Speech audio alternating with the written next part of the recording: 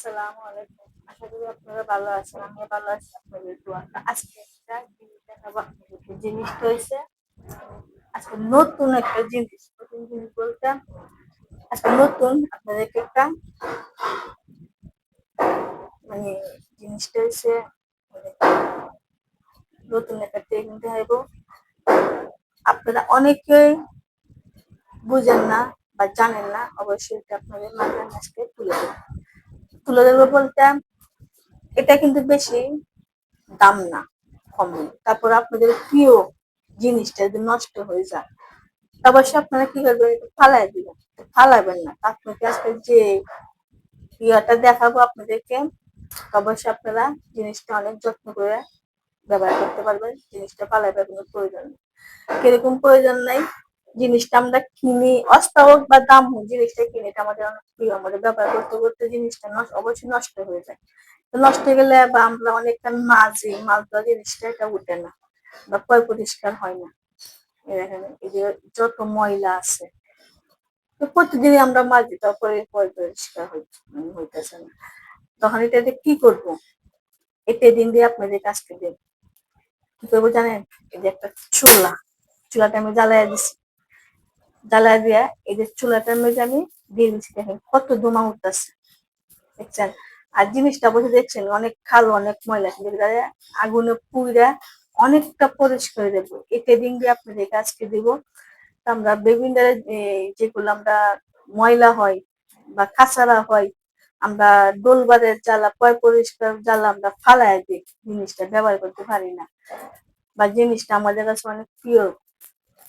তবে সেই সিস্টেমে আপনারা জিনিসটা পরিষ্কার করে নেবেন। ডলাডলির থেকে সারা একবারে মিনিটেন কিছুক্ষণের ভিতরে পরিষ্কার হয়ে যাবে। দেখেন কত মানে ময়লা গুলা উঠতেছে, ধোঁয়া দেখছেন?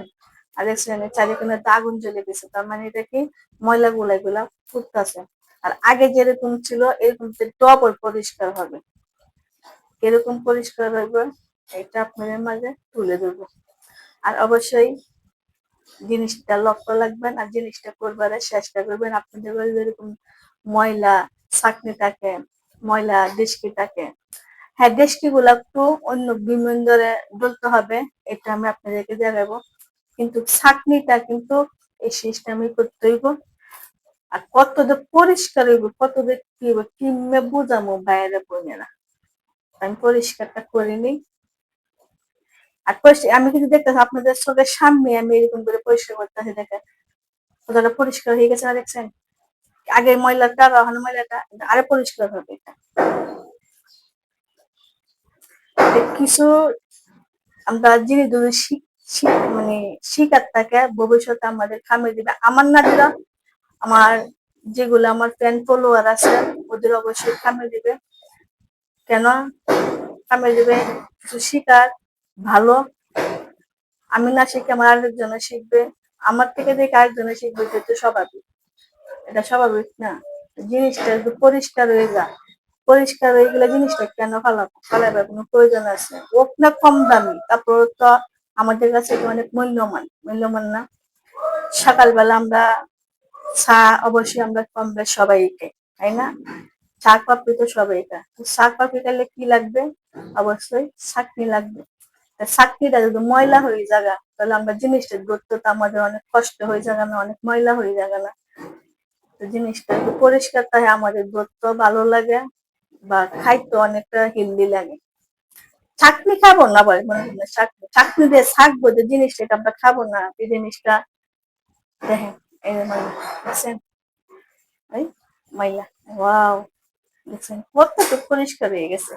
আপনাদেরকে সহজ একটা ভিডিও দেখাইলাম, ডলাডলি ছাড়া, একবারে শুধু দিবেন আগুনও, দেখেন ময়লা, দেখছেন?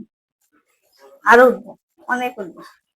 তো অবশ্যই ভিডিও যদি আপনাদের কাছে ভালো লাগে, অবশ্যই সবার মাঝে শেয়ার করে দিবেন। আমি আর একটু দেবে আগুনে ফুরাইয়া একটু পরিষ্কার করে নিব, ময়লাগুলো যে উঠতেছে আর কতটুকু পরিষ্কার হয়েছে এটা আমি আপনাদের মাঝে তুলে ধরবো। পরিষ্কার হোক।